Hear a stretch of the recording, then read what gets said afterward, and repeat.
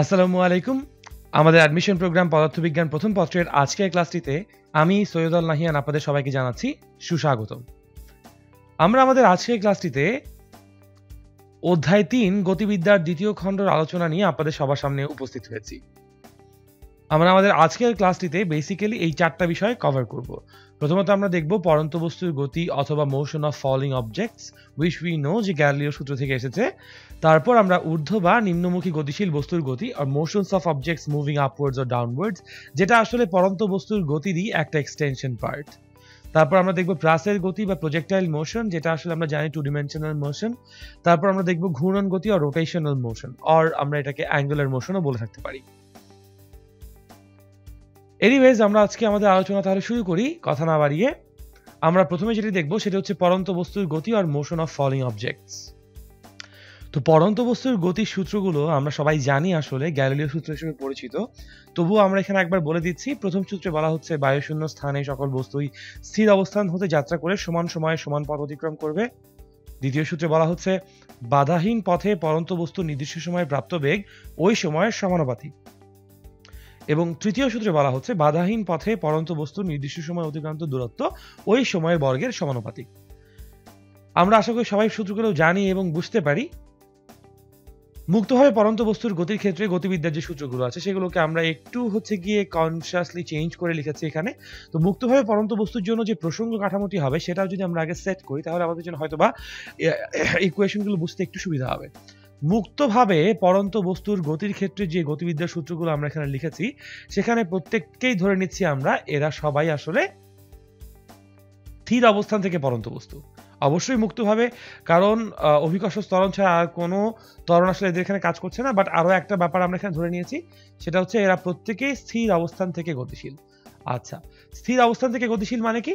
V naught equals to তাদের জন্য 0 হবে। তার অর্থ হচ্ছে, তো যদি আমরা ধরে নিই কোনো একটি বস্তু কণাকে আমরা ভূপৃষ্ঠ থেকে এরকম h উচ্চতায় রেখেছি, যেখানে এই হাইটটাই হচ্ছে আমাদের জন্য h, তাহলে বস্তু কণাটাকে যখন আমরা ছেড়ে দিব সেই মুহূর্তে বস্তু কণাটা খাড়া নিচের দিকে নামবে। কারণ এই বস্তু কণার যে ওজন আছে, ওজন mg খাড়া নিচের দিকে ক্রিয়াশীল।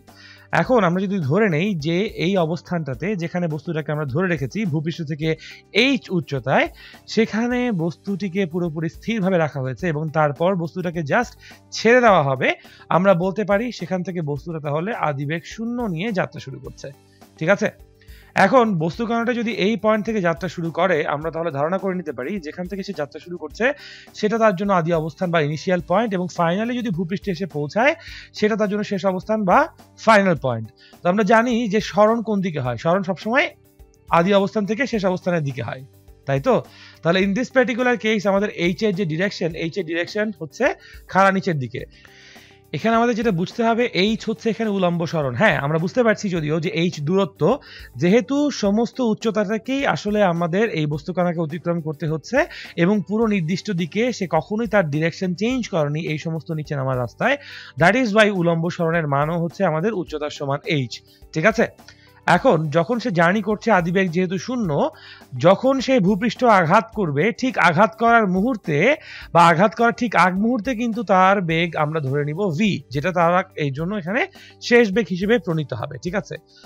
তাহলে আমরা সবাই জানি গতির যে প্রথম সূত্র আছে সেটা হচ্ছে v = v0 + at।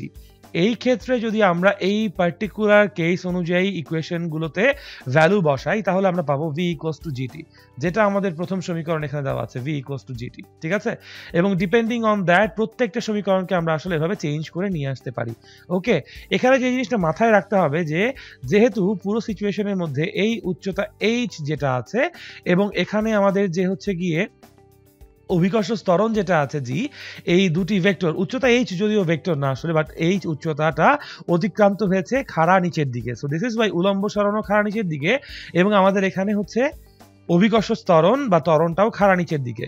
ইনফ্যাক্ট যখন বস্তুটা জার্নি শেষ করছে শেষ বেগের ডিরেকশনটাও কিন্তু খাড়া নিচের দিকে। যেহেতু ইন দিস পার্টিকুলার কেস 3টা ভেক্টর হওয়া সম্ভব, শেষ বেগ, তার ত্বরণ এবং সরণ 3টা ভেক্টরের ডিরেকশনই নিচের দিকে, তাই আমরা নিচের দিকটাকে এখানে পজিটিভ ধরে কাজ করছি। ঠিক আছে? আর আদিবেগের ডিরেকশন নিয়ে কথা বলা প্রয়োজন হচ্ছে না, বিকজ আমরা ধরে নিয়েছি ইন দিস পার্টিকুলার কেস আদিবেগ হচ্ছে 0। এবং এভাবে করেই কিন্তু আসলে প্রত্যেকটা ক্ষেত্রে প্রতিটা ইকুয়েশনকে আমরা চেঞ্জ করে নিয়ে আসতে পারি, যেগুলো আমরা গতিবিদ্যার সমীকরণ বা সাধারণ সমীকরণ হিসেবে পড়ে এসেছি। এখন গিভিং দিস পার্টিকুলার সিচুয়েশন আমরা আরো একটা জিনিস বলতে পারি, সেটা হচ্ছে যদি ধরে নেই বস্তু কণাটিকে আমরা উপর থেকে ছেড়ে দেব না, আমরা আসলে নিচে গ্রাউন্ড লেভেল থেকে একটা বস্তু কণাকে খাড়া ঊর্ধ্বে ছুঁড়ে মারবো, ঠিক আছে? তখন আমরা দেখতে পাচ্ছি যখন বস্তু কণাটাকে গ্রাউন্ড লেভেল থেকে আমরা ছুঁড়ে মারছি, ধরে নিচ্ছি v0 মিটার পার সেকেন্ড বেগে ছুঁড়ে মারছি, তার মানে অবশ্যই বুঝতে পারছি আমরা যে in this particular case v0 আর শূন্য থাকছে না। এখন আমরা বলতে পারি যে স্বাভাবিকভাবে বস্তু কণাটা একটা নির্দিষ্ট উচ্চতা অতিক্রম করার পর আর উপরে উঠবে না, যেটাকে আমরা সর্বোচ্চ উচ্চতা বলতে পারি, তাই না? এখন এই সর্বোচ্চ উচ্চতায় কেন উঠছে এবং কেন ওখানের পর আর অতিক্রম করছে না? কারণ এই বস্তু কণার ওজন, আমরা যদিও বস্তু কণাটাকে খাড়া ঊর্ধ্বে নিক্ষেপ করেছি, কিন্তু বস্তু কণার ওজন কিন্তু প্রতিটা কেসে খাড়া নিচের দিকে কাজ করেছে, অর্থাৎ এই ওজনের জন্য বস্তু কণা খাড়া নিচের দিকে একটা অভিকর্ষ ত্বরণ অনুভব করেছে। সো অলরেডি যখন আমরা v0 মিটার পার সেকেন্ড বেগে বস্তু কণাকে খাড়া ঊর্ধ্বে নিক্ষেপ করেছি, তখন কিন্তু বস্তু কণার একটি ত্বরণ নিচের দিকে কাজ করেছে, তাই না? সো এই ত্বরণের জন্য আসলে কি হয়েছে আমরা যদি দেখি, বস্তু কণাটা যেই বিন্দু থেকে যাত্রা শুরু করেছে, ধরলাম সেটা আমাদের জন্য আদি অবস্থান i, এবং তারপর বস্তু কণাটা যাত্রা শুরু করেছে কোথায়, ধরলাম শেষ বিন্দু তার সর্বোচ্চ উচ্চতা f এর জন্য। তো বস্তু কণার জন্য আদি অবস্থান i, শেষ অবস্থান হচ্ছে f। তাহলে আমরা এখানে বুঝতেই পারছি উলম্ব সরণ কোন দিকে হয়েছে। উলম্ব সরণ আমরা জানি সবসময় আদি অবস্থান থেকে শেষ অবস্থানের দিকে হয়, অর্থাৎ i থেকে f এর দিকে হয়েছে। ইন দিস পার্টিকুলার কেস তাহলে উলম্ব সরণ আমাদের কোন দিকে, খাড়া উপরের দিকে, সেটা কতটুকু, যতটুকু উচ্চতা সে অতিক্রম করেছে ততটুকু, ঠিক আছে? So for this particular session যদি আমরা এখন ইকুয়েশনগুলোকে সাজাতে চাই, আমরা যদি হচ্ছে গিয়ে গতির প্রথম সাধারণ সমীকরণ যেটা বলেছিলাম v = v0 প্লাস এটি দেখতে চাই, তাহলে আমরা খেয়াল করে দেখব শেষ বেগ কোন দিকে। শেষ বেগ যদি আমরা ধরে নেই সর্বোচ্চ উচ্চতায়, আমরা বুঝতে পারছি সর্বোচ্চ উচ্চতায় উঠলে শেষ বেগ শূন্য হবে, বাট তাছাড়া যদি বস্তুটি সর্বোচ্চ উচ্চতায় না থাকে, অন্য যে কোনো অবস্থানে থাকতো, তাহলে কিন্তু শেষ বেগ শূন্য হতো না, এবং শেষ বেগের ডিরেকশন কোন দিকে হতো, খাড়া ঊর্ধ্বেই কিন্তু হতো। সুতরাং শেষ বেগের ডিরেকশন খাড়া ঊর্ধ্বে এবং সরণের ডিরেকশন খাড়া ঊর্ধ্বে, আদি অবস্থানের বা আদি বেগের ডিরেকশনটাও খাড়া ঊর্ধ্বে, শুধুমাত্র অভিকর্ষ ত্বরণটাই নিচের দিকে। So in this particular case আমরা হচ্ছে y অ্যাক্সিস এর উপরের দিকটাকে যদি ধনাত্মক ধরে কাজ করি, তাহলে আমরা বলতে পারি এই সমীকরণটাকে v = v0 plus -g * t। -g কেন? কারণ আমাদের এখানে অভিকর্ষ ত্বরণটা খাড়া নিচের দিকে, and that is how we get this equation। অথবা যদি সরণের জন্য সমীকরণ চাই আমরা, h = আমরা বলবো v0t plus half of -g * t square, কারণ শুধুমাত্র g টাই আমার নিচের দিকে কাজ করছে, বাকি দুটো v0 এবং h খাড়া ঊর্ধ্বে আছে, ঠিক আছে? এবং আমরা বলবো v square = v0 square plus 2 - -g * h। এই হচ্ছে গিয়ে আমাদের গতির সমীকরণগুলোর স্বরূপ যখন আমরা বস্তুটাকে খাড়া ঊর্ধ্বে নিক্ষেপ করছি এবং বস্তুটা উপরের দিকে দূরত্ব অতিক্রম করছে, অর্থাৎ তার সরণ বা উলম্ব সরণ খাড়া ঊর্ধ্বে। আই গেস এতটুকু আমরা বুঝতে পারছি। দিস ইজ হাউ আমরা পরন্ত বস্তুর জন্য সাইন কনভেনশন ইউজ করব। এখন শুধুমাত্র যে আমার মতো করেই সাইন কনভেনশন আপনাদেরকে ইউজ করতে হবে এমন না, আপনারা চাইলে নিজেদের মতো করে সাইন কনভেনশন ইউজ করতে পারেন, কিন্তু খেয়াল রাখবেন একটা পার্টিকুলার প্রবলেমের জন্য যেন আমরা একটাই সাইন কনভেনশন ইউজ করি, ঠিক আছে? কারণ একই কেসে একই রেফারেন্স ফ্রেমে দুরকম সাইন কনভেনশন ইউজ করা কিন্তু কোনোভাবেই আসলে জায়েজ না, বা কোনোভাবেই আসলে অ্যাপ্লিকেবল হবে না, ঠিক আছে? অনেক ধন্যবাদ। আমরা এখন যেটা করব, আমরা এখন এরকম টাইপের কিছু প্রবলেম সলভ করব। যদি প্রবলেমগুলো সলভ করি তাহলে আই গেস আস্তে আস্তে আমাদের এই সাইন কনভেনশন সহ পরন্ত বস্তু যত রকম সমস্যা আছে আমরা সেগুলোকে কাটায় উঠতে পারবো ইনশাআল্লাহ। তো আমাদের আজকের প্রথম সমস্যায় যেটা বলা হচ্ছে, একটি হ্রদের পানির উপরিতল থেকে 14 ফিট উঁচু একটি লাফ দেওয়ার পাটাতন থেকে একটি সীসার বল পানিতে ফেলে দেওয়া হলো। বলটি একটি নির্দিষ্ট বেগে পানির উপরিতলকে আঘাত করে ঠিক ওই বেগেই তলদেশে ডুবে গেল। ছেড়ে দেওয়ার 4 সেকেন্ড পর যদি বলটি তলদেশে পৌঁছায় তাহলে হ্রদের গভীরতা কত এবং বলটির গড়বেগ কত নির্ণয় করতে বলা হয়েছে আমাদেরকে। খুব ভালো কথা। আমরা তাহলে হচ্ছে কি যদি কোয়েশ্চেনটা সলিউশন করতে যাই, প্রথমে আমরা যেটা করব, লাইক এনি আদার প্রবলেমস, আমরা আগে প্রথমে প্রসঙ্গ কাঠামোটাকে ঠিকঠাকভাবে স্থাপন করার চেষ্টা করব। ধরে নিচ্ছি এটা হচ্ছে আমাদের হ্রদ, যেই হ্রদের গভীরতা ধরে নিচ্ছি আমাদের এইচ গভীরতা, ঠিক আছে? এই হচ্ছে ধরে নিচ্ছি আমাদের সেই হ্রদের তলদেশ, এবং এই হ্রদে লাফ দেওয়া একটা পাটাতন দেওয়ানো আছে। এই পাটাতনটা থেকে হ্রদের পানির উপরিতল থেকে ডিস্টেন্স আমাদের কাছে বলে দেওয়া হয়েছে 14 ফিট। খুব ভালো কথা, 14 ফিট দিলাম আমরা এখানে। এখন এখান থেকে একটা বলকে আমরা ছেড়ে দিব। ধরে নিচ্ছি এই হচ্ছে আমাদের বলের আদি অবস্থান। বলটাকে যখন আমরা নিচে ছেড়ে দিব জাস্ট সেই মুহূর্তে তাহলে আমাদের কোয়েশ্চেন ওয়াইজ আমরা ধরে নিতে পারি বলটার বেগ হচ্ছে 0, v0 আদি বেগ হচ্ছে 0। বলটা যখন নিচে পড়ছে g এর ভ্যালু আমরা জানি 32 ফিট পার সেকেন্ড স্কয়ার্ড। যদি আমরা আমেরিকান সিস্টেমে বলি g এর ভ্যালু হচ্ছে 32 feet per second squared. So এই বেগে বলটা হচ্ছে গিয়ে পানির উপরিতল পর্যন্ত আগে যাত্রা করবে এবং তারপর বাকি সময় দিয়ে সে হ্রদের তলদেশে পৌঁছাবে। এখন ঘটনা হচ্ছে আমরা যদি প্রথমে বের করতে পারি যে সমস্ত হ্রদের তলদেশে পৌঁছানোর আগ পর্যন্ত অর্থাৎ শুধুমাত্র পানির উপরিতল পর্যন্ত আসতে আমাদের এই পার্টিকুলার বলের কতটুকু সময় লেগেছে ধরে নিচ্ছি সেটা হচ্ছে t1 সময় লেগেছে। আমরা তাহলে বলতে পারি এই ক্ষেত্রে h is equals to v0 t t1 plus half of g into t1 squared.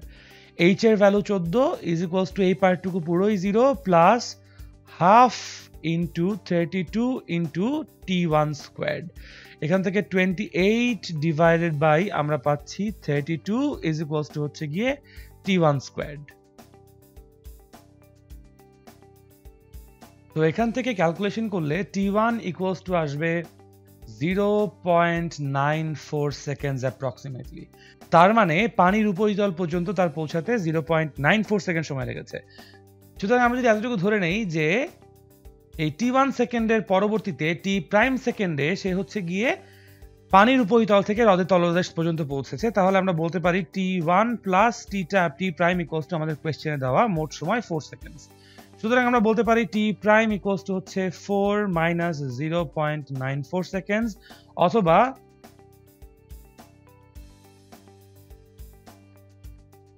2.06 seconds. অর্থাৎ এই বলটি হ্রদের তলদেশে পৌঁছাতে 2.06 সেকেন্ড সময় লেগেছে। আমরা তাহলে 1 নাম্বার বা ক নাম্বারের অ্যান্সার হিসেবে বলতে পারি যে হ্রদের গভীরতা s ইকুয়ালস টু হচ্ছে u ইন্টু টি। কেন u ইন্টু টি? কারণ হ্রদের তলদেশে পৌঁছেছে সেই বেগেই যেই বেগে সে পানির উপরিতলকে আঘাত করেছে। তাহলে পানির উপরিতলকে যদি ধরে নেই আমরা এই বস্তু কণাটি বা এই বলটি u বেগে আঘাত করেছে, তাহলে u বেগের মান আমরা বের করতে পারবো চাইলে। u বেগের ভ্যালু হচ্ছে u is equals to g into T. আমরা জানি 32 ফিট পার সেকেন্ড স্কয়ার ত্বরণ নিয়ে t1 বা 0.94 সেকেন্ড সময় ধরে আমাদের বস্তুটি গতিশীল ছিল। সুতরাং তাহলে এই সীসার বলটি প্রকৃতপক্ষে 30.08 ফিট পার সেকেন্ড বেগ নিয়ে পানির উপরিতলকে আঘাত করেছে এবং সেই বেগেই আমাদের এই বস্তুটি বেসিক্যালি হ্রদের তলদেশ পর্যন্ত পৌঁছে যাবে। সুতরাং ইউ টি প্রাইম হবে তার অতিক্রান্ত দূরত্ব ইকুয়ালস আমরা বলবো 30.08 টাইমস 2.06। আমরা এখানে ছোট একটি ভুল করেছি, সেটি হচ্ছে আমাদের আসলে 4 মাইনাস 0.94 ইকুয়ালস টু দাঁড়াচ্ছে 3.06। তার মানে পানির উপরিতল থেকে হ্রদের তলদেশ পর্যন্ত পৌঁছাতে সময় লেগেছে 3.06 সেকেন্ডস এবং আমাদের ইন দিস পার্টিকুলার কেস হ্রদের গভীরতা তাহলে হচ্ছে 92.2 ফিট এবং অ্যাকর্ডিং টু খ আমাদের যেহেতু গড় বেগ জিজ্ঞাসা করা হয়েছে আমরা বলতে পারি ইন দিস পার্টিকুলার কেস মোট সরণ বাই মোট সময় হচ্ছে গড় বেগ। সো গড় বেগ ইকুয়ালস টু বলবো আমরা মোট সরণ।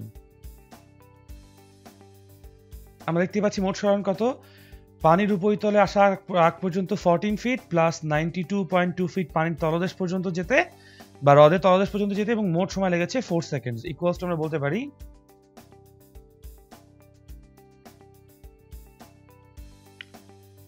26.55 ফিট পার সেকেন্ড হচ্ছে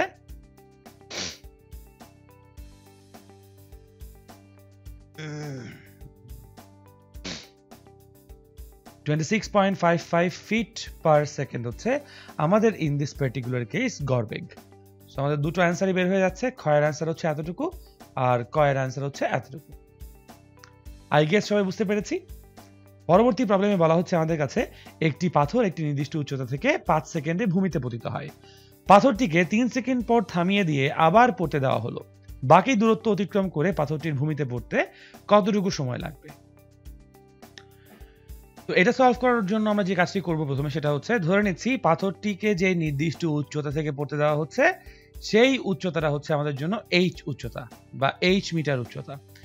তো যখন পাথরটিকে নির্দিষ্ট উচ্চতা থেকে 5 সেকেন্ডে ছেড়ে দেওয়া হচ্ছে এবং সে 5 সেকেন্ডে ভূমিতে এসে পৌঁছেছে, তখন ধরছি t1 = সময় 5 সেকেন্ড, এবং যেহেতু আদিবেগ সম্পর্কিত কোনো কথা নাই, আমরা ধরে নিতে পারি বস্তুটি স্থির অবস্থান থেকে যাত্রা করেছে। সুতরাং আমরা এখান থেকে বলতে পারি h = half of gt squared। যেহেতু আমাদের কাছে কোনো কিছু বলা নাই, আমরা g = 9.81 metre per second square ধরে কাজ করব। তো এখান থেকে আমরা বলতে পারি তাহলে পাথরটিকে আসলে প্রকৃতপক্ষে হাফ ইন্টু 9.81 ইন্টু 5 স্কয়ার বা 25, এই ক্যালকুলেশনটা করে আমরা মান বলতে পারি 0.5 ইন্টু 9.81 ইন্টু 25 ইকুয়ালস টু হচ্ছে গিয়ে 122.625 মিটার উচ্চতা থেকে পড়তে দেওয়া হয়েছে। আচ্ছা, তো আমাদের কাছে আসলে জানতে চাওয়া হচ্ছে যদি পাথরটিকে 3 সেকেন্ড পর থামিয়ে দিয়ে আবার পড়তে দেওয়া হয়, তার মানে এবার আমরা পাথরটিকে টোটাল 122.625 উচ্চতা থেকে পড়তে দিব। 122.625 মিটার উচ্চতা থেকে পাথরটি পড়বে, এবং পাথরটি যখন পড়বে তখন তার আদিবেগ হচ্ছে 0 মিটার পার সেকেন্ড। এই অবস্থা থেকে তাকে আমি 3 সেকেন্ড পর্যন্ত সময় দিব, তার মানে t prime equals to 3 second পর্যন্ত সময় দিব পড়ার জন্য, এবং তারপর পাথরটিকে আমি থামিয়ে দিব। সো আমরা বলতে পারি যে এই ক্ষেত্রে আমাদের অতিক্রান্ত দূরত্ব যদি আমরা ধরি y, অতিক্রান্ত দূরত্ব কোন দিকে হবে? y অক্ষের নিচের দিকে। দ্যাটস ওয়াই y, এবং অভিকর্ষ ত্বরণ কোন দিকে? খাড়া নিচের দিকে। সো y ইকুয়ালস টু বলবো half of g into t prime whole squared. এখান থেকে আমরা বলতে পারি half into 9.81 into basically 3 whole squared or 9 equals to মান আসে আমাদের জন্য 44.145 মিটার। তার মানে পাথরটা এই 3 সেকেন্ডে ওই 122.625 উচ্চতা থেকে 44.145 মিটার উচ্চতা অতিক্রম করেছে। সুতরাং পাথরটিকে আমরা বলতে পারি মাটি থেকে তার উচ্চতা আছে এখন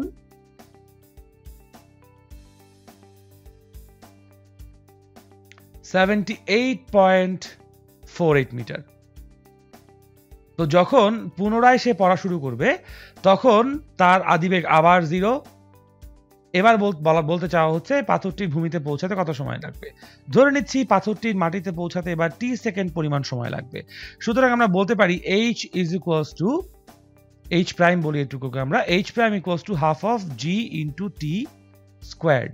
এই টাইমের কথা জানতে চাওয়া হচ্ছে, যেখানে h প্রাইম হচ্ছে 78.48 metre equals to half into 9.81 into t squared.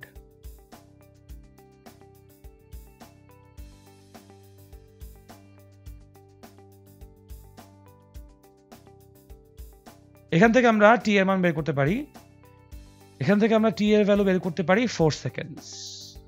সুতরাং পাথরটির মাটিতে পড়তে আরো 4 সেকেন্ড সময় লাগবে। আশা করি বুঝতে পেরেছি আমরা। পরবর্তী প্রবলেমে চলে যাই। বলা হচ্ছে একজন প্যারাশুট আরোহী মুক্ত হয়ে বাধাহীনভাবে 50 মিটার নিচে পতিত হয়েছে।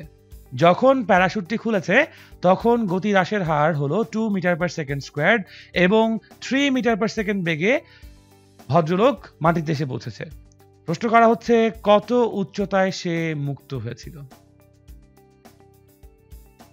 তো প্রবলেমটি সলভ করার জন্য আমরা প্রথমে অ্যাজ ইউজুয়াল যে কাজটি করব সেটি হচ্ছে আগে ফিগারটা ড্র করব। তো বলা হচ্ছে প্যারাশুট আরোহী মুক্ত হয়ে বাধাহীনভাবে প্রথমে 50 মিটার নিচে পতিত হয়েছেন। তো ধরে নিচ্ছি এই অবস্থানে আমাদের ছত্রী বা প্যারাশুট আরোহী মুক্ত হয়েছেন, এবং তিনি প্রথম 50 মিটার যে পতিত হয়েছেন, এই 50 মিটার তিনি মুক্ত হয়ে পড়েছেন। তো এই 50 মিটার নিচে নামার জন্য তাকে অভিকর্ষ ত্বরণ হেল্প করেছে। সো অভিকর্ষ ত্বরণ পুরোটাই নিচের দিকে কাজ করেছে, তাই তো।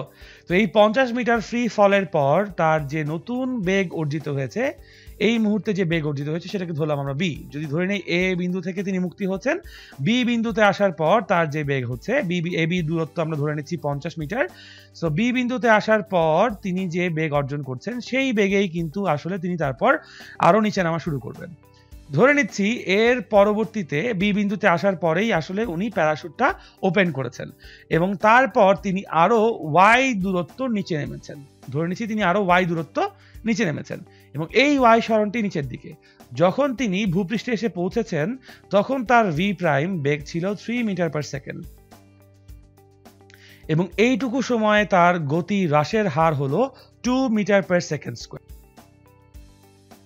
তো আমরা সবাই জানি যে প্যারাশুট যখন ওপেন হবে তখন প্যারাশুট বেসিক্যালি বাতাসের বাধাটাকে অনেক অনেক গুণে বাড়িয়ে দিবে, তাই না? এন্ড দ্যাট ইজ ওয়াই এখানে আমাদের বেসিক্যালি গতি হ্রাসের হার বা মন্দন কাজ করেছে। মন্দন তাহলে কোন দিকে কাজ করার কথা? যেদিকে ভদ্রলোক প্যারাশুট আরোহী নিচে নামছেন তার ঠিক বিপরীত দিকে মন্দন কাজ করার কথা, which is -2 metre per second square. আমরা বলতে পারি ইন দ্যাট সেন্স যে গতি হ্রাস পেয়েছে, কিন্তু যেহেতু আমরা ডিরেকশন দিয়ে ফিগারে সবকিছু উল্লেখ করছি, দ্যাট ইজ ওয়াই আমরা এখানে মাইনাস সাইনটা ইউজ না করে বলবো ঊর্ধ্বমুখী ত্বরণ এবার 2 মিটার পার সেকেন্ড স্কয়ার কাজ করেছে। তো বি থেকে ধরি যখন ভূপৃষ্ঠে এসেছে সেটা হচ্ছে আমাদের জন্য সি বিন্দু। প্রথমে আমরা যেটা করব, আমাদের কাছে আসলে যেটি চাওয়া হয়েছে সেটা আমরা আগে ডিটারমাইন করব। y প্লাস 50 মিটার দূরত্ব হচ্ছে গিয়ে প্যারাশুট আরোহীর উচ্চতা যেখান থেকে সে মুক্ত হয়েছিল, অর্থাৎ টোটাল এসি এর লেন্থ, এটাই আমাদের কাছে চাওয়া হয়েছে। টোটাল এসি এর লেন্থ কতটুকু? তো এসি এর লেন্থ বের করার জন্য আমার প্রথমে যেটা দরকার, বি বিন্দুতে সে কতটুকু বেগ অর্জন করেছিল তা জানা দরকার। এন্ড দ্যাট ইজ ওয়াই আমরা প্রথমে এবি অংশের জন্য ইকুয়েশন সেট করব। এবি অংশের ইকুয়েশন সেট করার জন্য আমরা বলতে পারি ভি স্কয়ার শেষ বেগ equals to V naught square আদি বেগ প্লাস 2gh। কারণ কি? কারণ বি বিন্দুতে আমার শেষ বেগ খাড়া নিচের দিকে, একদম এ বিন্দুতে আদি বেগ আমরা বুঝতেই পারছি 0 মিটার পার সেকেন্ড ছিল এবং অভিকর্ষ স্তর নিচের দিকে, প্রতিটি ভেক্টর একই দিকে আছে। সো দ্যাট ইজ ওয়াই কোনো নেগেটিভ সাইন আমাদের এখানে ইউজ করতে হয়নি। সো আমরা এখান থেকে বলতে পারি শেষ বেগ স্কয়ার্ড ইকুয়ালস টু হচ্ছে 2 ইন্টু 9.81 ইন্টু এইচ এর ভ্যালু আমাদের জন্য হবে বলা হচ্ছে 50 মিটার ইকুয়ালস টু ভি আমরা বলতে পারি √981 বা ভি ইকুয়ালস টু আমাদের জন্য বলা যায়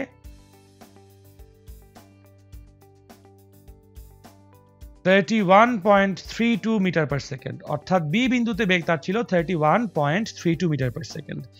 এবার আমরা ডিটারমাইন করা ট্রাই করব বিসি ইকুয়েশন বা বিসি সেটের জন্য। বিসি দূরত্বের জন্য আমরা জানতে চাচ্ছি তার অতিক্রান্ত দূরত্ব y কতটুকু। ইন দিস পার্টিকুলার কেস আমরা খেয়াল করতে পারছি হয়তো বা আদি বেগ হচ্ছে v, শেষ বেগ হচ্ছে v প্রাইম। সুতরাং আমরা বলবো শেষ বেগ v prime squared equals to আদি বেগ squared plus 2 into a into y।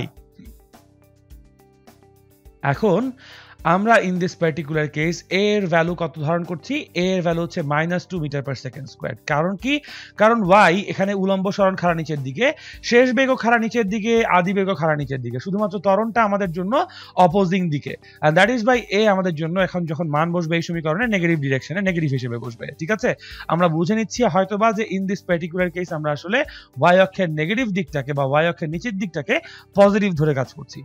Anyways, so V prime squared আমার কাছে বলা আছে 3 স্কয়ার্ড ইকুয়ালস টু এখানে আমাদের জন্য ভি স্কয়ার্ড যেটা হচ্ছে গিয়ে আদি বেগ বলা হচ্ছে 31.32 whole squared plus 2 into -2 into y। এখান থেকে ক্যালকুলেশন করলে y এর ভ্যালুটা আসছে আমাদের জন্য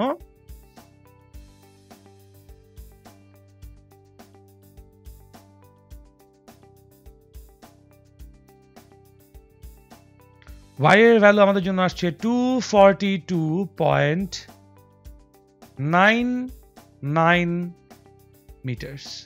অর্থাৎ একবারে আমরা এটাকে অ্যাপ্রক্সিমেটলি 243 মিটারসও বলতে পারি।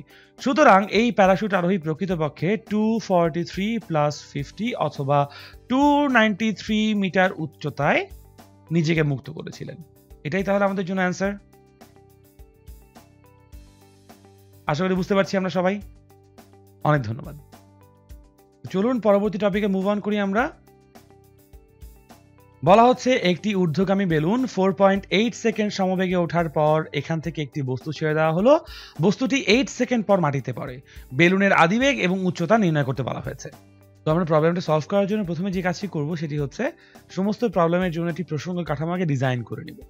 তো বলা হচ্ছে একটি ঊর্ধ্বগামী বেলুন 4.8 সেকেন্ড সমবেগে ওঠার পর এর থেকে একটি বস্তু ছেড়ে দেওয়া হলো।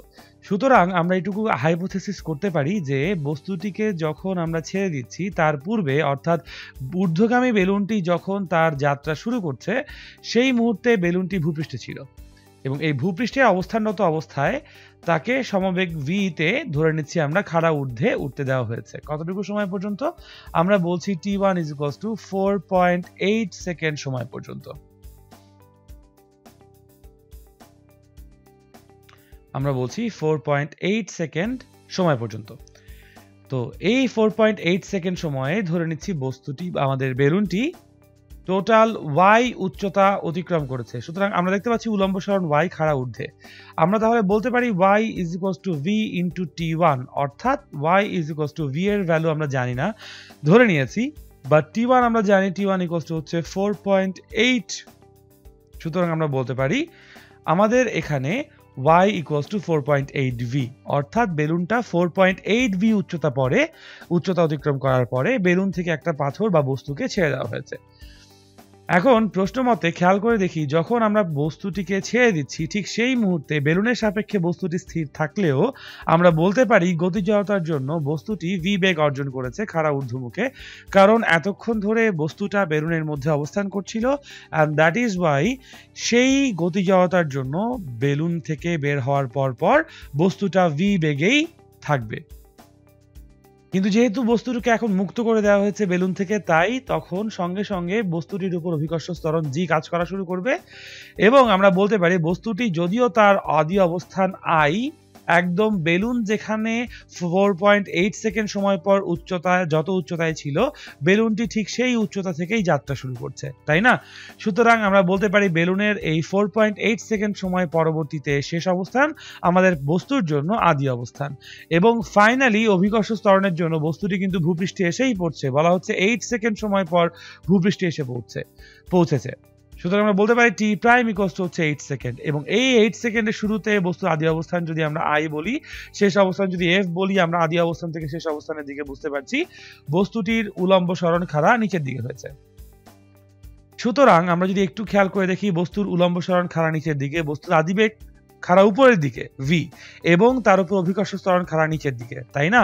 সুতরাং আমরা যদি ইন দিস পার্টিকুলার কেস খাড়া নিচের দিকটাকেই পজিটিভ ধরে কাজ করি, অর্থাৎ অভিকর্ষ ত্বরণের দিকটাকে পজিটিভ ধরি, আমরা বলতে পারি h = -v × t prime plus half of g × t prime whole square. মান বসিয়ে h -8v plus half × 9.81 × 8 whole square বলতে পারি, যেখানে আমরা g ধরে নিয়েছি 9.81, তাই না? ধরে নেওয়ার কিছু না, আসলে আমরা জানি d এর স্বাভাবিক মান 9.81 মিটার/সেকেন্ড স্কয়ার।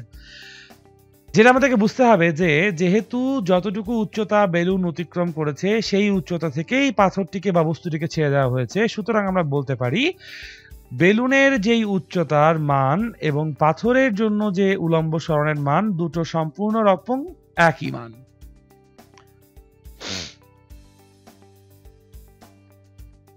দুটোকে সম্পূর্ণরূপে একই মান বলা চলে, তাই নয় কি? সুতরাং আমরা এখান থেকে বলতে পারি y = -8v plus half × 9.81 × 8 squared. এখানে y এর ভ্যালু বসছে কত? 4.8v = -8v plus 313.92। সুতরাং এখান থেকে দেখতে পাচ্ছি আমরা আদিবেগের মান বের হয়ে যাচ্ছে, which is v = আমরা বলতে পারি, সুতরাং এখানে বেগের মান আসছে 24.53 মিটার/সেকেন্ড। তো এটাই আমাদের বেলুনের জন্য আদিবেগ, এবং আদিবেগ যদি বের করে ফেলতে পারি তাহলে আমরা বেলুনের উচ্চতাও বের করতে পারবো। y = আমরা বলবো 4.8 × 24.53। মান আসছে তাহলে আমাদের জন্য 117.72 মিটার। সুতরাং এই দুটি আমাদের জন্য অ্যান্সার। তাহলে বেলুনের উচ্চতা হচ্ছে 117.72 মিটার এবং আদিবেগ হচ্ছে 24.53 মিটার/সেকেন্ড।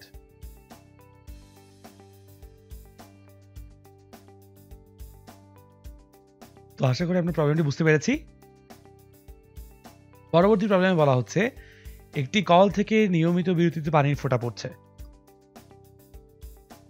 প্রথম ফোঁটা মাটিতে পৌঁছার সময় চতুর্থ ফোঁটা পড়ার উপক্রম হয়। ধরে নিচ্ছি এই হচ্ছে আমাদের কল, যেখান থেকে হচ্ছে কি আমাদের পানির ফোঁটাগুলো পড়ছে, আর এই হচ্ছে ভূপৃষ্ঠ বা মাটি। চারটা ফোঁটা পড়ছে। প্রথম ফোঁটা যখন মাটিতে পড়েছে বা পৌঁছেছে তখন চতুর্থ ফোঁটা পড়ার উপক্রম হচ্ছে। এবং যেহেতু বলা হচ্ছে নিয়মিত বিরতিতে পানির ফোঁটা পড়ছে, আমরা ধরে নিতে পারি যে আমাদের দ্বিতীয় ফোঁটার অবস্থান হচ্ছে এখানে এবং তৃতীয় ফোঁটার অবস্থান হচ্ছে এখানে। সো এটা হচ্ছে আমাদের প্রথম ফোঁটা, এটা আমাদের দ্বিতীয় ফোঁটা, এটা আমাদের তৃতীয় ফোঁটা এবং এটা আমাদের ফাইনাল চতুর্থ ফোঁটা। যেহেতু বলা হয়েছে নিয়মিত বিরতিতে পানি পড়ছে বা পানির ফোঁটাগুলো পড়ছে, আমরা ধরে নিচ্ছি প্রথম ফোঁটাটির ভূপৃষ্ঠে আসতে টোটাল টি সেকেন্ড সময় লেগেছে। যদি তাই লাগে তাহলে আমরা ধারণা করে বলতে পারি যে প্রথম এবং দ্বিতীয় ফোঁটার মধ্যবর্তী যে সময় ব্যবধান সেটা হচ্ছে t/3, দ্বিতীয় এবং তৃতীয় ফোঁটার সময় ব্যবধান আমাদের জন্য t/3 এবং তৃতীয় এবং চতুর্থ ফোঁটার মধ্যে সময় ব্যবধান হচ্ছে t/3। অর্থাৎ আমরা এরকম বলতে পারি, যদি প্রথম ফোঁটা টোটাল টি সেকেন্ড সময় ধরে মাটিতে পড়ে, তাহলে দ্বিতীয় ফোঁটা এখন যে অবস্থানে এসেছে সেই অবস্থানে আসার জন্য তার টোটাল সময় লেগেছে 2t/3, অর্থাৎ কল থেকে বের হয়ে 2t/3 সেকেন্ড সময় পর সে আসলে তার নিজস্ব অবস্থানে আছে। ঠিক আছে, এখন আমরা যদি চিন্তা করি যে 5 মিটার উচ্চতা বলে দেওয়া হয়েছে, কলের উচ্চতা 5 মিটার, তাই তো? এই 5 মিটার উচ্চতা অতিক্রম করতে প্রথম ফোঁটা টোটাল কতটুকু সময় নিয়েছে ধরে নিয়েছি আমরা, টি সেকেন্ড সময় নিয়েছে। আমরা তাহলে বলতে পারি h = half of g into t squared অথবা 5 = half of 9.81 into t squared। এখান থেকে আমরা বলতে পারি 10/9.81 = হচ্ছে t squared। সুতরাং t এর মান আমাদের জন্য আসছে 1.01 seconds approximately। আমরা বলতে পারি দ্বিতীয় যে ফোঁটাটি আছে সেটি কলের মুখ থেকে 2t/3 সেকেন্ড সময় পেয়েছে নামার জন্য, তাই তো? সুতরাং আমরা বলতে পারি দ্বিতীয় ফোঁটার অবস্থান যদি h' হয়, কোত্থেকে সেই h' অবস্থান?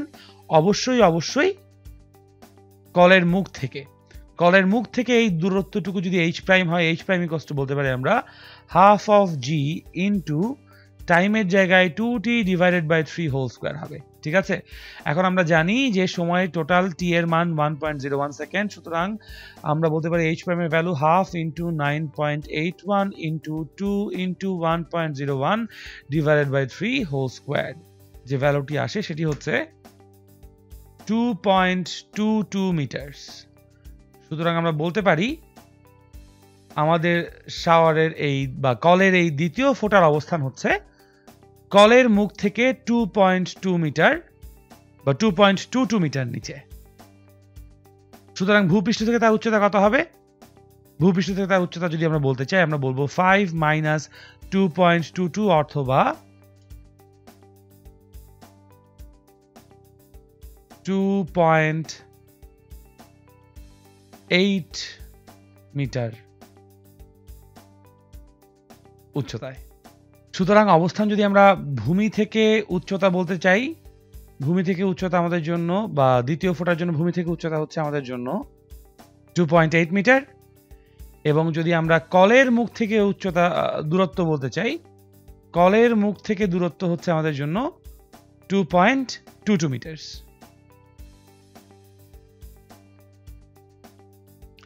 তো আশা করি আমরা প্রবলেমটি বুঝতে পেরেছি। আমরা এখন চলে যাব প্রাসের গতি বা প্রজেক্টাইল মোশন নিয়ে। আমরা সবাই জানি প্রজেক্টাইল মোশন আসলে কিভাবে হয়। যদি আমরা এখানে যেরকম দেখতে পাচ্ছি, একটি প্রসঙ্গ কাঠামোর মূল বিন্দু থেকে v0 বেগে এবং θ0 কোণে কোনো একটি বস্তু কণাকে যদি ছুঁড়ে মারা হয়, তখন বস্তু কণাটি যে দ্বিমাত্রিক গতি অর্জন করে যায়, তখন সেই বস্তুটিকে আমরা বলি প্রজেক্টাইল বা প্রাস, এবং সেই বস্তু কণার গতিকে আমরা বলি প্রজেক্টাইল মোশন বা প্রাসের গতি। আমরা দেখতে পাচ্ছি যেহেতু অনুভূমিক অক্ষ বরাবর তার যে বেগ আছে vx0, এইটাই হচ্ছে আমাদের জন্য vx0, তাই না? vx0 = হচ্ছে কত? v0 cos θ0। এবং আমরা জানি x অক্ষ বরাবর কোনো ত্বরণ কাজ করছে না, and that is why প্রাস অনুভূমিকভাবে সবসময় সমবেগে চলে, অর্থাৎ সমান সময় প্রাস সমান পরিমাণ অনুভূমিক দূরত্ব অতিক্রম করবে, and that is why vx0, vx1, vx2 এবং vx3 প্রত্যেকটা পজিশনেই তার ভেলোসিটি সবসময় কি সমান থাকছে, এবং t সময় বেগের অনুভূমিক উপাংশ যে কোনো সময় হবে আমাদের জন্য v0 cos θ0। সিমিলারলি আমরা বলতে পারি প্রাসের জন্য যে ঊর্ধ্বমুখী বেগ, সেই ঊর্ধ্বমুখী বেগ বরাবর কিন্তু আসলে আমাদের একটা ত্বরণ কাজ করছে, which is অভিকর্ষ ত্বরণ g। এবং আমরা যেহেতু দেখতে পাচ্ছি যে আমাদের in this particular case x অক্ষের ধনাত্মক দিক হচ্ছে ডান দিকে এবং y অক্ষ ধনাত্মক দিক উপরের দিকে, and that is why আমরা বলবো আমাদের প্লাসের কণার উপর প্রতিটি মুহূর্তে y অক্ষ বরাবর যে বেগ যে ত্বরণ কাজ করছে সেটি হচ্ছে -g।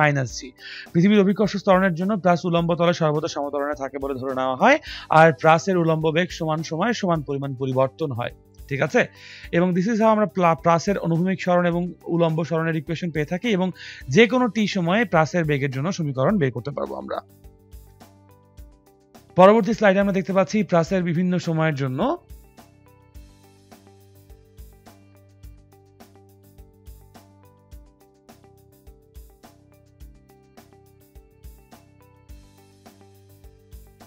তো পরবর্তী স্লাইডে আমরা দেখতে পাচ্ছি আমাদের এখানে হচ্ছে গিয়ে প্লাসের বাকি সমীকরণগুলিকে নিয়ে কথাবার্তা বলা হয়েছে, এবং আমি শিওর মোটামুটি যে আমরা সবাই আসলে এই সমীকরণগুলোর সাথে খুবই পরিচিত। যদি আমাদের এই সমীকরণগুলোর সাথে কোনো সমস্যা থেকে থাকে দেন আমি আপনাদেরকে রিকোয়েস্ট করে বলবো আমাদের যে টেক্সট বই বা রেফারেন্স বইগুলো আছে সেগুলোকে একটু ঘাটিয়ে সেই সমস্যাগুলো ক্লিয়ার করে নিতে। চলুন তাহলে আমরা আমাদের পরবর্তী প্রবলেমে চলে যাই। বলা হচ্ছে একটি তীরকে ভূমির সাথে 40 ডিগ্রি কোণে 46 মিটার পার সেকেন্ড বেগে ছোড়া হলো। বাতাসে থাকা অবস্থায় তীরটি সর্বনিম্ন দ্রুতি কত? তো আমরা বুঝতে পারছি যখন তীরটিকে ছোড়া হবে, যদি ধরে নিই এই হচ্ছে আমাদের ভূপৃষ্ঠ, তীরটিকে যখন ছোড়া হচ্ছে তখন 46 মিটার পার সেকেন্ড বেগে এবং ভূমির সাথে 40 ডিগ্রি কোণে ছোড়া হচ্ছে। আমরা তখন ধারণা করে নিতে পারি যে এই প্রজেক্টাইলটি আসলে এরকম একটা প্যারাবোলিক পথ অতিক্রম করবে। তো আমরা সবাই জানি যখন এই প্লাসটি সর্বোচ্চ উচ্চতায় উঠবে তখন তার সমস্ত বেগ কিন্তু আনুভূমিক অক্ষ বরাবর, এবং সর্বোচ্চ উচ্চতায় তার উলম্ব অক্ষ বরাবর বেগ কত হয়ে যায়? আমরা জানি vy = 0 হয়ে যায়। সো আমরা সেখান থেকে বলতে পারি যে তার সমস্ত বেগ যখন y অক্ষ বরাবর 0 তখন শুধুমাত্র একমাত্রিক বা একটি অক্ষ বরাবরই তার বেগের উপাংশ থাকে, which is আমরা বলতে পারি vx = vx0 আমরা বলতে পারি v0 cos theta naught, যেখানে আমাদের জন্য theta naught হচ্ছে 40 ডিগ্রি এবং v0 হচ্ছে আমাদের জন্য 46 মিটার পার সেকেন্ড। সো আমরা বলতে পারি এই vx এর মানটি যখন আমাদের এই প্রজেক্টাইলটি সর্বোচ্চ উচ্চতায় আছে তখন তার বেগটি সর্বনিম্ন বেগ, এবং তখন সেই বেগের মানটিকে আমরা সর্বনিম্ন দ্রুতি বলতে পারি। তো আমরা ক্যালকুলেট করলে পাবো মানটি 46 cos 40 ডিগ্রি ইকুয়ালস টু মান আসে আমাদের জন্য 35.24 মিটার পার সেকেন্ড। তো এটাই আমাদের জন্য প্লাসের সর্বনিম্ন দ্রুতি। তো চলুন তাহলে পরবর্তী প্রবলেমে চলে যাওয়া যাক।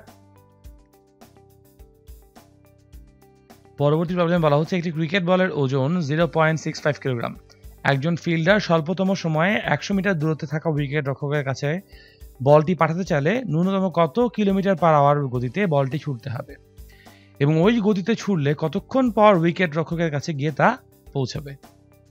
তো প্রবলেমটি সলভ করার জন্য আমরা প্রথমে আগে আমাদের প্রসঙ্গ কাঠামোটিকে ঠিক করি। ধরে নিচ্ছি এই হচ্ছে আমাদের ফুটবল ফিল্ড বা cricket field.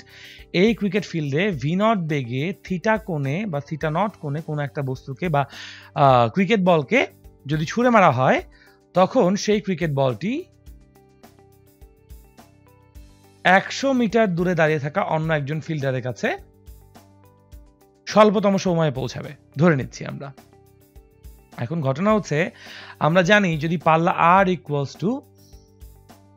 v0 square sin 2 theta naught divided by g, এখান থেকে আমরা বলতে পারি v0 square sin 2 theta naught equals to rg, অথবা এখান থেকে বলা যায় v0 square equals to rg 1 by sin twice theta, অথবা rg cosec twice theta or theta naught। এখান থেকে আমরা বলতে পারি v0 equals to root over rg cosec twice theta naught।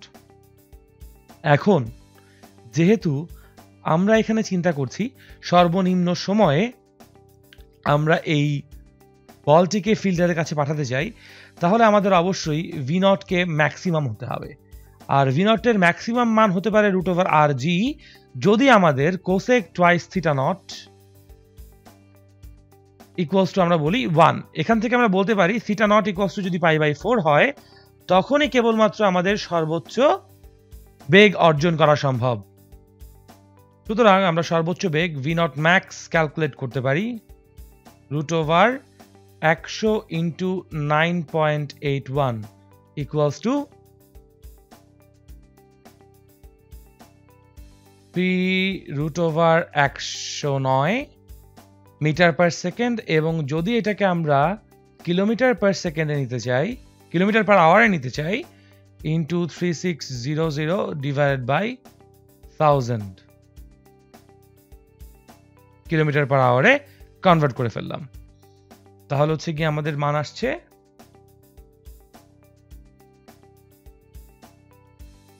112.76 kilometre per hour বেগে ছুঁড়ে মারলে আমাদের এই বলটি স্বল্পতম সময়ে আমাদের ফিল্ডারের কাছে পৌঁছে যাবে। এবং যদি আমরা সেই স্বল্পতম সময়ের মান জানতে চাই, t ইকুয়ালস টু আমরা বলবো 2v0 sin theta naught divided by g equals to আমরা বলতে পারি সময় 4.52 seconds approximately। সুতরাং যদি স্বল্পতম সময় উইকেট রক্ষকের কাছে ক্রিকেট বলটিকে পাঠাতে হয়, তাহলে 112.76 কিলোমিটার পার আওয়ার বেগে আমাকে বলটিকে ছুঁড়ে মারতে হবে, এবং সেই বলটির 4.52 সেকেন্ড সময় লাগবে উইকেট রক্ষকের কাছে পৌঁছাতে। আশা করি আমরা বুঝতে পেরেছি। পরবর্তী প্রবলেমে মুভ অন করি। বলা হচ্ছে ভূমি থেকে উলম্ব দিকে নিক্ষিপ্ত একটি বস্তু 4 সেকেন্ড পর নিক্ষিপ্ত বিন্দু হতে 58.8 মিটার দূরে পুনরায় ভূমিতে ফিরে আসে। নিক্ষেপণ বেগের মান এবং সর্বাধিক উচ্চতা নির্ণয় করো। আমরা তাহলে বুঝতে পারছি যে এখানে আমাদের কাছে উড্ডয়নকাল দেওয়া হয়েছে। উড্ডয়নকাল টি ইকুয়ালস টু আমরা জানি হচ্ছে গিয়ে তাহলে বলতে পারি 4 সেকেন্ড, এবং সেই 4 সেকেন্ডের জন্য আমরা ফর্মুলা বলতে পারি 2v0 sin theta naught divided by g। এখান থেকে আমরা বলতে পারি 4 into 9.81 divided by 2 equals to হচ্ছে v0 sin theta naught এর মান, এবং এখান থেকে আমরা আরো বলতে পারি পাল্লা, সর্বাধিক পাল্লা r is equals to হচ্ছে v0 square sin 2 theta naught divided by g। এখান থেকে আমরা r এর পাল্লার মান বলতে পারি 58.8 মিটার। সুতরাং 58.8 into 9.81 is equals to আমরা বলতে পারি 2 into v0 into v0 into sin theta into cos theta naught। আমরা তাহলে এখান থেকে বলতে পারি v0 cos theta naught কে বাম পক্ষে রেখে বাকি সবাইকে যদি আমরা ডান পক্ষে ট্রান্সফার করে নেই, 58.8 into 9.81 divided by 2 v0 sin theta। বামে 1 নম্বর ইকুয়েশন আমরা দেখতে পাচ্ছি v0 sin theta এর মান দেওয়া আছে। সেই মানটি যদি আমরা এখানে বসিয়ে দেই, আমরা পাচ্ছি 58.8 into 9.81 divided by 2 into 4 into 9.81 divided by 2। এই 2 and 2 পরস্পরকে ক্যান্সেল আউট করে, 9.81 9.81 কে ক্যান্সেল আউট করে। সুতরাং v0 cos theta naught এর ভ্যালু দাঁড়াচ্ছে 58.8 divided by 4 or 14.7, এবং এখান থেকে v0 sin theta naught এর মান আসছে 19.62। তো এখন যদি আমরা এটাকে 2 নম্বর সমীকরণ দেই এবং এই ইকুয়েশনটাকে 1 নম্বর ইকুয়েশন বলি, আমরা x স্কয়ার প্লাস 2 স্কয়ার করে ফেললেই v0 এর মান পেয়ে যাব, which is 24.5 metre per second. এবং যদি আমি 1 এবং 2 কে অনুপাত করি, তাহলে আমরা এখান থেকে থিটা নট পেয়ে যাব, which is 53.13 degrees. So V naught পেয়ে গেছি আমরা, থিটা নট পেয়ে গেছি আমরা, সুতরাং আমরা নিক্ষেপণ বেগের মান পাচ্ছি ভি নট। এবং আমরা বলতে পারি সর্বোচ্চ উচ্চতা যদি h হয়, h is equals to v naught square sine square theta naught divided by 2g। মানগুলো বসালে আমরা পেয়ে যাচ্ছি আমাদের সর্বোচ্চ 19.6 মিটার। আমাদের অ্যান্সার হচ্ছে গিয়ে 19.6 মিটার সর্বাধিক উচ্চতা এবং নিক্ষেপণ বেগের মান 24.5 মিটার পার সেকেন্ড। আশা করি সবাই প্রবলেমটি বুঝতে পেরেছি।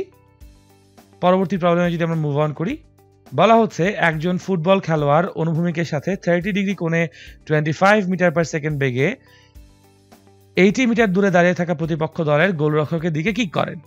গোলরক্ষক সঙ্গে সঙ্গে বলটি ধরার জন্য 10 মিটার পার সেকেন্ড সমবেগে দৌড়ে যান। ভূমিতে পড়ার আগে গোলরক্ষক বলটি ধরতে পারবেন কি?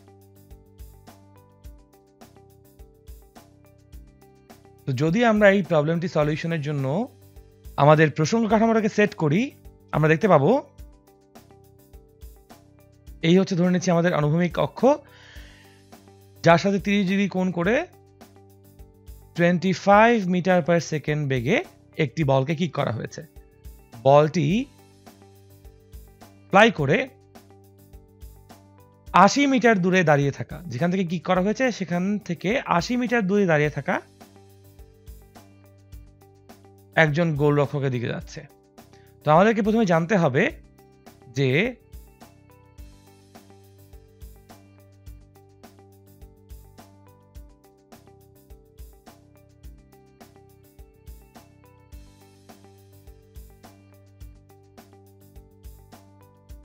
এই বলের জন্য পাল্লা কত।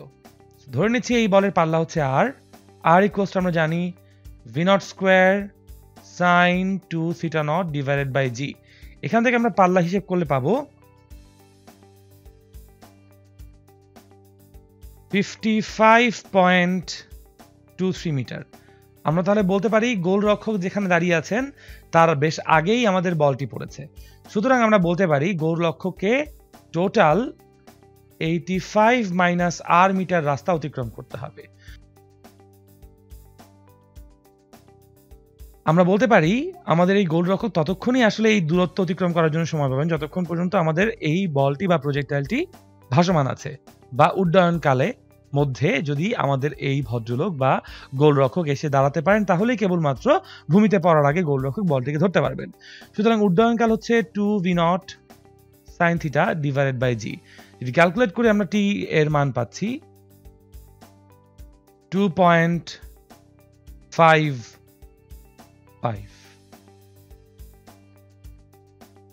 এখন আমরা যদি দেখি যে গোলরক্ষক আসলে যে বেগে দৌড়ে এসেছেন 10 মিটার পার সেকেন্ড সমবেগে দৌড়ে এসেছেন, তার জন্য তিনি কতক্ষণে আসলে এই দূরত্ব অতিক্রম করতে পারেন। সুতরাং গোলরক্ষকের জন্য আমরা বলতে পারি s equals to v into t, অর্থাৎ গোলরক্ষকের সময় লেগেছে t is equals to 85 minus 55.23 divided by 10। গোলরক্ষকের সময় লেগেছে 2.97 সেকেন্ডস।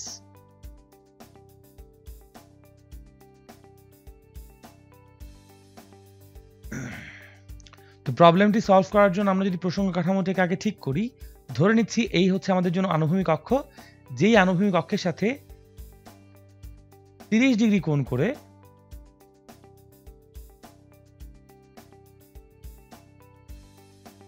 25 মিটার পার সেকেন্ড বেগে 30 ডিগ্রি কোণ করে একটি বলকে ছুঁড়ে মারা হয়েছে, এবং এই বলটি যাচ্ছে কার দিকে?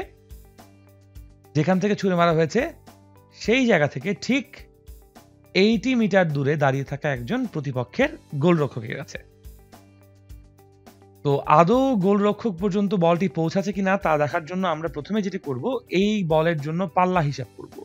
যে পাল্লার মান আমরা বলতে পারি r equals to v0 square sin 2 theta naught divided by g equals to, আমরা যদি ক্যালকুলেশন করি তাহলে এখান থেকে মান পেয়ে যাব 55.23 মিটার এই বলের জন্য পাল্লা। সুতরাং আমরা দেখতে পাচ্ছি যে গোলকিপারকে আসলে 80 মাইনাস r দূরত্ব অতিক্রম করে এসে তারপর বলটিকে ধরতে হবে যদি ভূমিতে পড়ার আগে গোলরক্ষক বলটিকে ধরতে চান।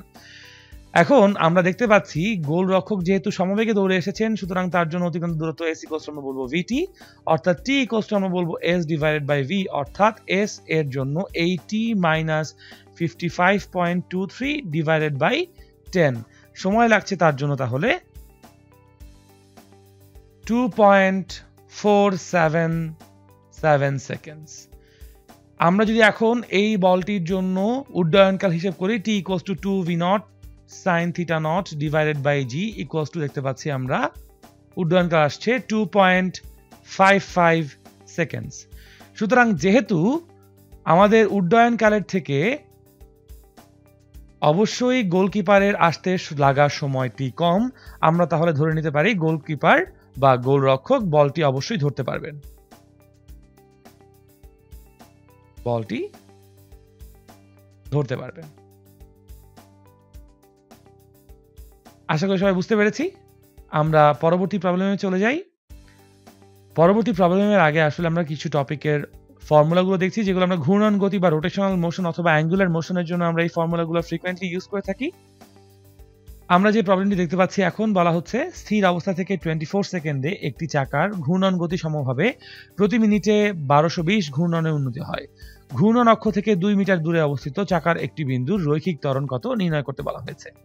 তো আমরা এখান থেকে বুঝতে পারছি omega not equals to basically 0 এবং ওমেগা শেষ বেগ বা শেষ কৌণিক বেগ হবে twice pi n divided by t অথবা twice pi into 1220 হবে 1220 divided by 60। তো এখান থেকে আমরা আলফা ইকুয়ালস টু ক্যালকুলেট করতে পারি omega minus omega naught divided by T অথবা twice pi into 1220 divided by 60 divided by 24 minus 0 equals to আমরা বলতে পারি তাহলে এখানে, so basically বলতে যাচ্ছি twice pi times 1220 divided by 60 into 24। এখান থেকে আমরা বলতে পারি এখানে আসছে কত 12, এটাকে যদি 2 দিয়ে কাটি 30, এখানে থাকছে কত 610। সুতরাং আমরা বলতে পারি এটার ভ্যালু হচ্ছে 1.7 pi radian per second squared।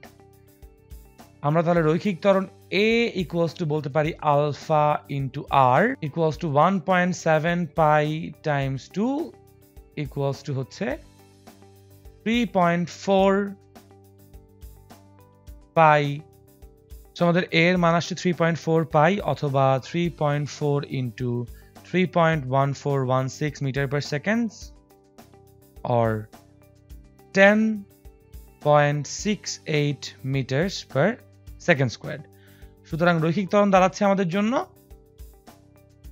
10.68 meters per second squared। তো আশা করি সবাই বুঝতে পেরেছেন আমাদের প্রবলেমটি। তো আজকে এই পর্যন্তই থাক। অনেক ধন্যবাদ আপনাদের সবাইকে আমাদের সাথে এতক্ষণ ধরে ক্লাস করার জন্য।